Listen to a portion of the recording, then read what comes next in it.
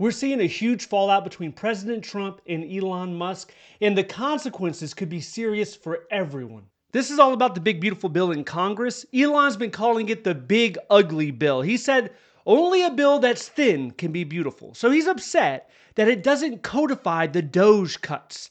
This is what he has spent the last few months on, and it leads the country into even more debt. So 10% of our entire budget right now goes to paying interest on the debt, and that's only going to increase.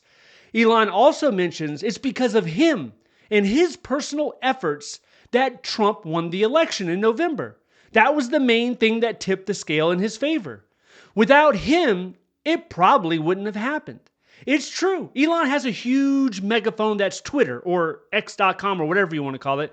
He used that microphone to scream out Trump should be president.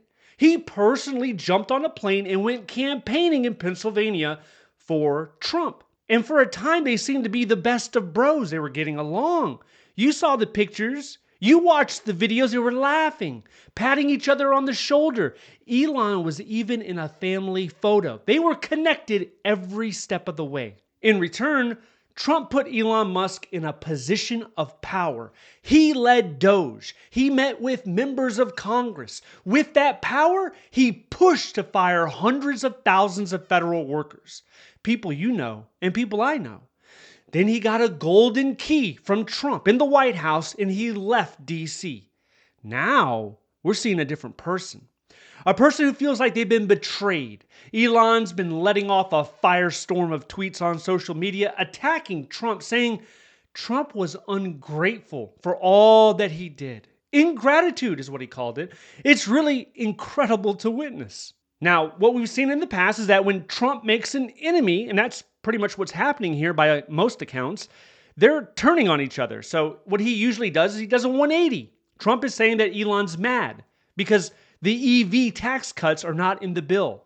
Trump is saying that he is disappointed with Elon Musk. The president said that Elon knew what was in the spending bill better than most people.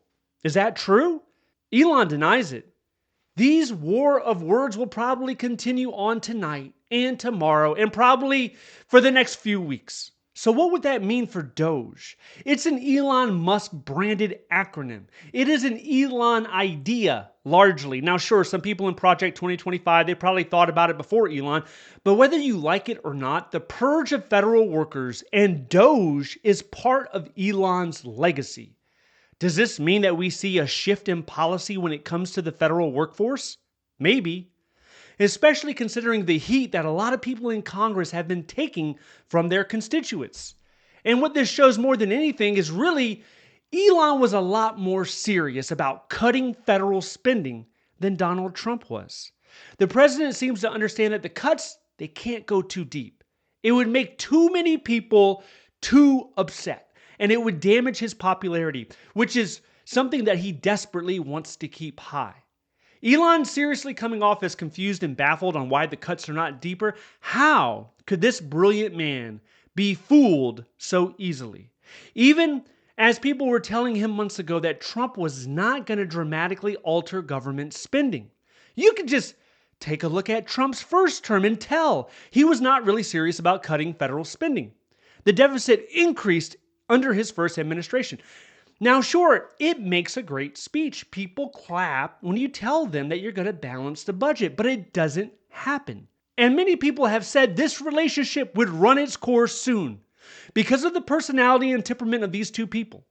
Now, Elon's running a poll on X about creating an entirely new political party.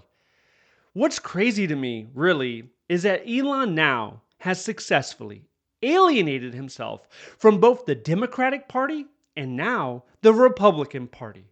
And he's doing this while running major companies that rely on political support.